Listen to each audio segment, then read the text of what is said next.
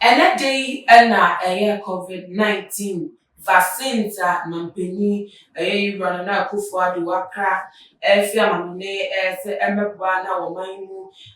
COVID-19 cases adare na ntentem amanu mi so ekoso ani padodo na so efemu ahwe wo nkwa no tese ene day na bedu woman mu a enya asem kitwa feeder plane na ede eba elande ewokutuka international airport jabo a womo abo wo any ceremony on the abo come vaccines na eba wo man no na the sanam so sia de Ghana for aso mo so this say oman pa te say adwin be pa ni de te oman mu nkoso adwin di adache oman betimi agina na wonya na ntuma pa efra na say adwin ade bia da oman ebekoso ahye amanwodo ase na say de bia da amanwodo na ebedi kan na ye India be ya bedi echi aman awodo sabre eni abre pekwan ye do metima ye bia de nkwa do mti agumu a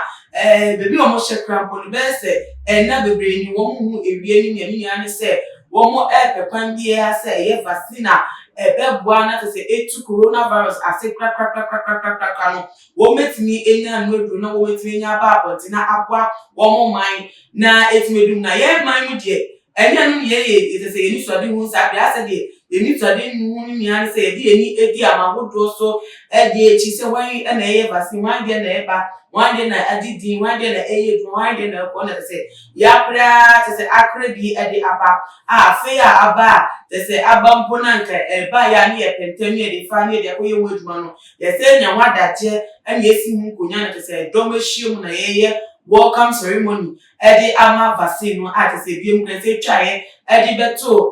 Ghana Broadcasting Corporation kese wa hase ye Ghana ye man de AGTV wo musa etwa hofoni ana hu video ezale to se na se ye Ghana for do na hu ni se ya gudi ene ye o man that se ni embre se be bre da che ope bi de amaye na mo be kan ya bre a ye man peni na Akufo Addo wo ne Ghana for ye kasa ye efa ni 23rd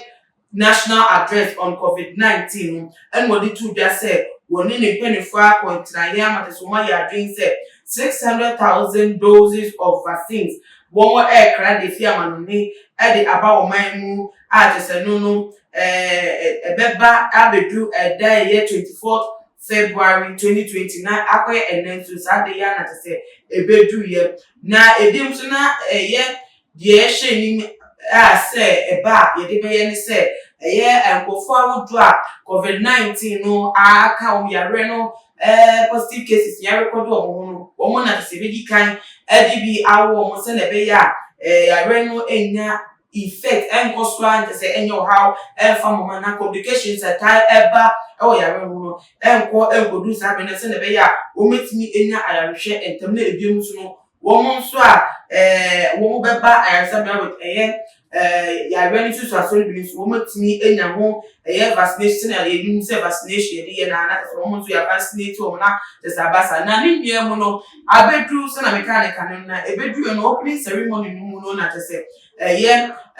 Minister of Communication or the attitude just said the government of Ghana will on Wednesday, February 24, 2021 receive the first batch of the COVID-19 vaccine at the Kotoka International Airport in Accra. The Minister for Health designate Kweku Agyemang-Manu MP will lead a government delegation to receive the vaccine at 7 o'clock a.m. And no NHS woman edited that as AstraZeneca and no any Sputnik V and no vaccines no 18 at a day. Abepiem moment woman and the Kosio woman say Minister of Health any Minister of Communication the Kosio woman and then they womaje vaccines no abepiem woman ata say whatever na de banana se sia ke Ghana for a che problem mom say and the hu nya krampo say sa whole commotion about a year there and as a welcoming ceremony for vaccines the say ka aban kra fanka ne schedule won say obehye na etimi abemebi so ka say eye efi amahodo so na say eye ade a ebe kwa nti sa ade no so a wo mo ye no so me kwa so because say o man mu ni hu say na ade no sifa ko e na o man peni so abon no mo de pa say eye efi da COVID-19 any nti e o man so be feel o man on any event and say anything that has to do with the identity say o be free and dan yanti say but say ye na anu na say ye na vaccine e be boa ama eso abrase e wo man mu na say enu nso wo man oye hu dede anaso wo man abedadi e wo abonte so true live telecast on ye na ye hu bia na say ya na ma o dis me so obetu e dia fa hu ni bia na say wonam so enam welcome vaccines na abedu na badi ne mu vaccines ni bi so ya tete wa mangodo so say e bi kra ewa etimi koye ya re de mo bi kra mpo ewa wo mu nyom kwa enyom ti edi nti na vaccines we no na te say ba o mai mu no esi ano no next step ne say ye ba be wo wa manfo nti ye ready say anyama no na ebe brasa na say sabe titi stories awodo because amawo do kra mpa wo no say so mo ye vaccines still na no COVID-19 cases for her e bi kra still on lockdown then ti enga na ha dey na different dance wo ye hu a je say be ba be say ne mu a je say ye ready say ba be ye no eno na be ye edema na then je say me another form of disease stroke and I say epidemic wave be emebo emfa wo man mu na safi ne abedu afesu ne awo community ye fa ye ni eni eche be pie fu bi aso no ye be so mo Tuma G8 if you so niti bo motia na following on all the social media platforms ne bi mo so no share video we na following our Twitter and Instagram so at Tuma G8 _ Facebook Tuma G8 most for the day with the best of more